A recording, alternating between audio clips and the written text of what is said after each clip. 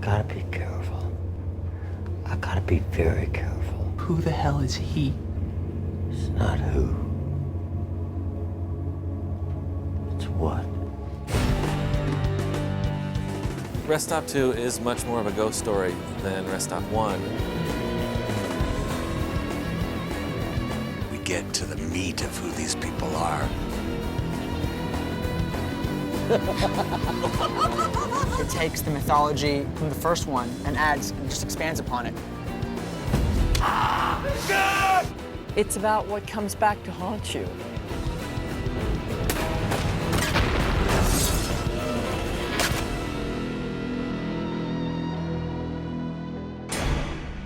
It's a big task, it's a big challenge to not to just make the same movie again. And I didn't want to do that. Nobody wanted to do that. We wanted to take it to the next level. I think that really opens up the idea to really then play with these characters a bit more and really get behind them and understand their background. We wanted to expand the mythology, and I felt obligated to the fans of the first movie to explain some things, to answer some questions, and of course ask new ones. John was very, very open and supportive through the process. He gave me an outline, and then from that outline we started developing concepts, character traits, etc., and really opening its scope to be more than just a rest stop. I spent quite a bit of time just thinking about the first movie, thinking about the characters, thinking about what was scary about it. We worked closely together, getting the script to where it was when we started shooting it. Rest Stop 2 picks up the story of this scary area in California where the rest stop is, following 3 new characters, the brother of Jesse from the first movie and 2 friends of Nicole's. And they've gone in search of their friends who have been missing for a year. And this is about how they enter the scary realm that their friends were forced to suffer through in the first movie, and what happens to them. Once the audience sees the first one, they see the second one, it's a haunting feel when you see it again. Well, that's weird. Yeah. And that's not the only thing. Well, the 2 main things that I knew had to be in a sequel to Rest Stop. First is obviously the driver in the yellow truck. That's our Freddy, that's our Jason, whatever you want to call him. He's got to be there. The first movie, we didn't really see the driver, so now this was an opportunity to see the other side of the train tracks. The other element that I knew I wanted to bring back is the Winnebago family, father, mother, the creepy twins, and little Scotty. That was a staple to the first one, and one that the audiences, from our understanding, really responded to. In the first movie, the driver was just a vision. You saw him through dirty windshields. And in fact, in the first movie, 3 different actors handled him at different points. Because the whole idea was, you know, he's the shark in Jaws, and you never really get to see him until it's too late. That really needed to be brought into focus here on the second one is getting inside the driver. Once the decision was made to expand the mythology of the driver, well, you need a real character. And so it was quite a challenge, I think, for Breon Davis to bring life to a specter. He really has to make a ghost a 3-dimensional character and remain scary. The driver is a lost soul. They've set him up so that you have some sort of compassion for him. You see me as a real human being. You see me with a personality. You see me with a life prior to this. Also in the sequel, we get to see more of what he does and how he likes to do it, including this mysterious school bus that we saw glimpses of in the first movie. It's definitely my home base. I think it's definitely Satan's playpen. The thing that attracted me to the bus is taking something commonplace and making it scary. It's much scarier to me to take a school bus and Christmas lights and make a horror movie. Take something that anybody can find and use it for nefarious purposes. It's going to be 10 times scarier. The film opens with this prologue where we see him in his earlier incarnation before he became the big bad guy and how it all went down. The family sort of made the driver, but the driver also kind of made the family the family. There's a weird sort of chicken and the egg thing. We get to meet the Winnebago family and how they got involved with the driver and how the driver, in fact, we learned how the driver came to be who he is today. Winnebago family were, in the first one, really were the comic relief, and we were completely in a bubble. With Rest Stop 2, you get to get a little more of you know, who they are and what their odyssey is. It's a nice, big, happy, creepy family. Bloody family, yeah. They're so creepy and awesome. And what a like weird choice to have like, oh, we're not just gonna have the one bad guy, the classic scary silent bad guy. We're also gonna have this like the Addams family rolling around, you know, the Ozarks Addams family. The one behind the wheel, the driver, he was a sinner once, like you. The father's just this Bible-thumping man who believes in the word and has strong faith in it. And then, you know, exaggerates his belief. He's just perverting the word of God. Popsicle? No, thank you. Such a hot day. Be nice to have something cool to suck on. Better take it, son. My character is completely obsessed with having these kind of peak experiences, whether it's praying, whether it's sex. It is not about the violence, it's about frenzy and fervor. For me, this character is totally about ecstasy. I love the creepy twins. They just have to look at you, and it's like, it's unnerving. You see these twins who just don't talk. And I feel like they always allude to the fact that there's something way wrong with this family. It's just so phenomenal how they're able to synchronize their weirdness. They're always doing horrific things to Scotty, and Scotty's my baby.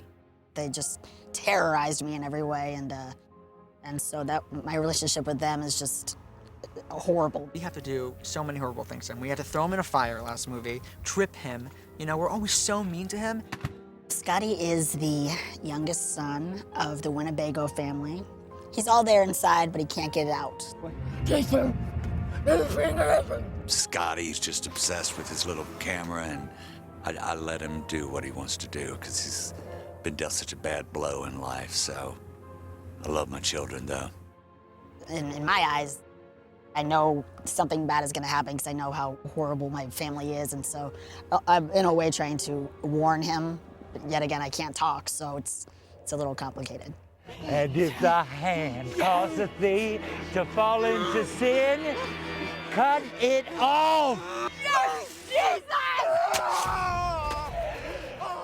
The family is what spawns the Rest Stop films because they are the one that kill the man in the yellow truck. Sean Papazian, the wonderful director of this, said this is not the first time that, you know, you have ensnared a young hitchhiker. It's a ritual, and the Father finds us, and that enables the ritual to go even stronger and smoother, because we would cleanse him anyway, because he's a sinner. We cleansed him. He got what he deserved. The Winnebago family actually, by trying to cleanse him, are taking the Bible literally. The biblical quotes are accurate, and the idea that if your eye is causing you to sin, it's better to cut it out than to go into heaven with the stain of sin on your soul. If you take that to its practical conclusion, then you're into mutilation and torture. So without the family, there would be no Rest Stop. There would be no tortured soul to come and haunt those who come by the Rest Stop. And we're also sort of in cahoots with the driver as well. We prepare the victims for the driver. He's gonna like you, boy. You're a dirty boy, aren't you? In Rest Stop, it was all about the rest stop, and John and I developed the concept a little bigger and broader, so it's not just the rest stop, it's the rest stop within the zone where you have a gas station, you have this junkyard, you have the rest stop, you have all these other areas of the zone. In Rest Stop 2, we made the conscious decision of opening up the world, it being sort of a Bermuda Triangle out there, where there's this stretch of road. At one end is a motel where creepy things can happen, there's a gas station where creepy things can happen, and there's the rest stop. And that if you drive into that area, who knows what's going to happen. This is where the Winnebago family drives, and this is where the driver haunts. The rest stop was the main part of the triangle, and is the main part of the triangle that we're creating here. You discover that it's a ghost environment, not just ghosts in our environment. So you can come in the rest stop and it's modern day, step out, step back in, and you find that it's now transported back to whenever the ghosts want it to be, and that's because you've entered their world. And that reality is now your reality until you're kicked out again.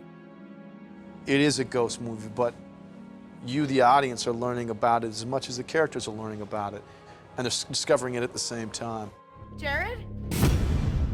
The ghost element of Rest Stop 1 was one of my favorite aspects of the film, because you don't really know until the very end that all the characters that, you know, the Winnebago family, my character, they were all ghosts. There's still characters whose status, as human or not, is up for grabs, and particularly the owner. Is he just a strange desert rat, or is he involved in the driver? He seems to know who he is. You're saying that the driver's a ghost, and that someone took his eyeballs too. That's exactly what I'm saying. He seems to have heard of him, and before you know it, you're wondering whether he's alive or not, much like Tracy was in the closet in the first movie. You just don't really get the answer. Am I a ghost or am I not a ghost? Even the character doesn't really know. As the movie progresses, they become more aware that, wait a minute, am I alive or am I dead? And I think that's scary.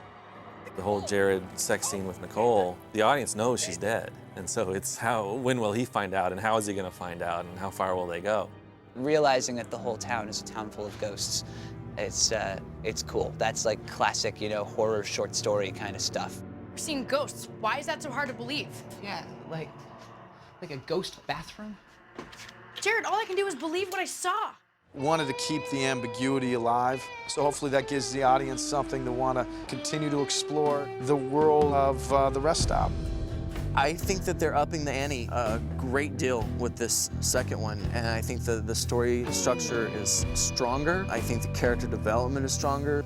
I think the world is a lot more easy to watch because it's so fascinating. Well, this film definitely develops on the mythology from the first one. You get some background information into the origins of things going on and why all of this awful stuff is happening.